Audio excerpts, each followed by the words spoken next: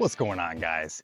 Tex here, and today we got a new product on the market that is hot and trending, and that is the Garmin Xero C-1 Pro Chronographs. So I'm out here at the range today, and what I'm gonna do is I'm gonna run my 137s, my 124s, and my 115s through both my carry gun and both my competition guns, and we're gonna see how that pans out, and so the different velocities that we get off of different barrel lengths coming out of different guns. And then I also brought out two of my big old 45s today because I was just curious. Let's see how a Mark 23 SOCOM and an FNX 45 holds up as well. Was always curious how fast they shoot. Today we're gonna find out. And then in the second half of the video, once I finish shooting here, I'll take you back to the house and we're gonna go over some of the features of the new Garmin as well as the interface and essentially how to use it. So let's do it.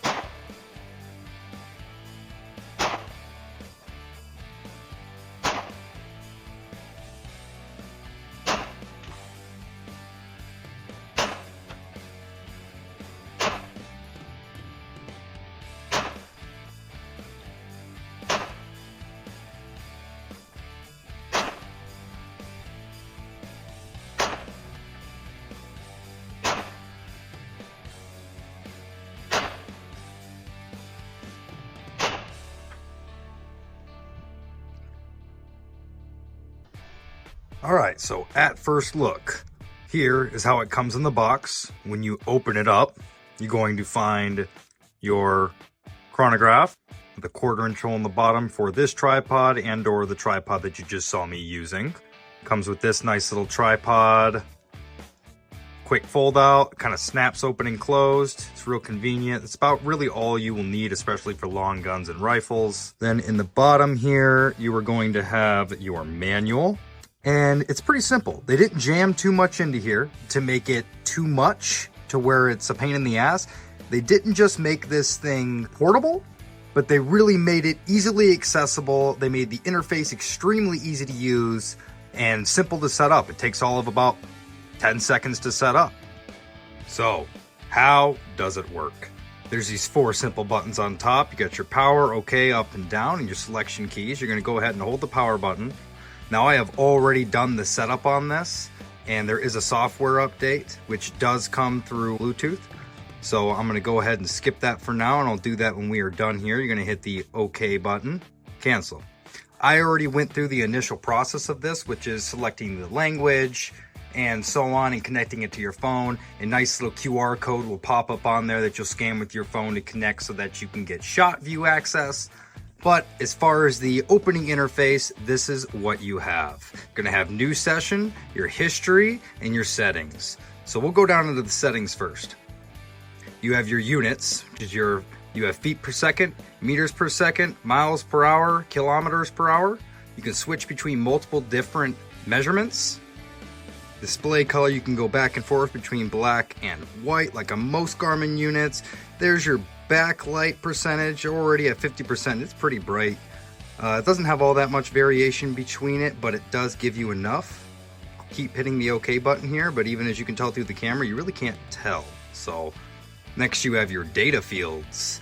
This is where you will go if you want to adjust your data fields as far as your min, max, average, and how your data is presented to you. So I can change it between these different, I can go to power factor, kinetic energy, deviation from average. Myself as a USPSA shooter, power factor is a big one for me. I did not use that in the beginning of this video because I just wanted to show you guys how it works right out of the box. Back button, and you can change that between any of these here. Back again, you can go down into pro settings, show projectile weight entry, which is on, alignment diagram, which is on, which you guys saw earlier in the video. Change your language, which you said at the beginning, your connectivity, which is going to be to your phone, pairing to your phone. If you don't do it via the QR code, you can do it this way. You could do a full reset, and then you have your about, which will give you information on your particular device, like serial numbers and so on. Next, we're gonna go to history, and because I have a little bit of history in here, I'll be able to show you guys something. So this shows me the amount of shots I took, when, and if I do click on it, it'll tell me what my average were, my deviations. I can do a full summary and a shot list, right? So there's your summary, here's your shot list, and it'll tell you everything. So it stores everything in here. The ability to transfer it over to your phone via shot view is already going to store it for you anyway. So into the final thing here, which is a new session. When you hit a new session, you're gonna choose what you wanna do. You can do rifle, pistol, bow, air rifle, other. You wanna throw a baseball past it. I mean, I guess you could try that. Maybe I'll test that out and see if it works. We'll see what the bare minimum is in reality. But let's go ahead, and because I'm a pistol shooter, I'm gonna go ahead and go to pistol. I hit pistol. You're gonna choose your feet per second, your velocity here. I know that I'm shooting 600 to 1700 because I am shooting minor power factor. And then at this point, this is where you will enter the weight as you saw in the earlier video. You'll hit yes. I shoot 137 grain 9mm primarily, so I'm gonna go ahead and accept that. It's going to show you that alignment, which wants you to be 5 to 15 inches above the chronograph. As you saw earlier in the video, I was about 5 to 10 inches up and 5 to 10 inches over. Based on the view, it kind of made it look like I was right on top of it, but I kept a pretty good distance the whole time. Even then, in the future, I'm going to even place it lower as I do some more testing. So you'll go ahead and hit OK here, and now it's got you set up. You can do as many shots as you want, and here are your data fields. So again, back when we were adjusting what we wanted to put here, we still have the min, average, max, and then at the end of it, it will show me my standard deviation. So this works the same with rifle, pistol, bow. It is across the board, the same interface. So then, because I'm not going to go ahead and shoot, I'm gonna go ahead and end the session. Now we're back to here. So as you can see, this is an extremely easy to use interface. I have no quarrels with it, and I know this little sticker thing on here bothers some of you. Don't worry, it'll come off whenever it decides to. So I'm that kind of guy. But the compact nature of this thing is it weighs nothing. It really weighs nothing. As you can see, it kind of bounces around in my hand. It feels like absolutely nothing. It is a nice, sleek look. Right here on your side, there's going to be your charging ports, USB-C. It does come with that cord, but it does not come with the charging box. So I did order one separately. That way I have one. But there it is, guys. The Garmin Xero C-1 Pro Chronograph from a pistol shooter.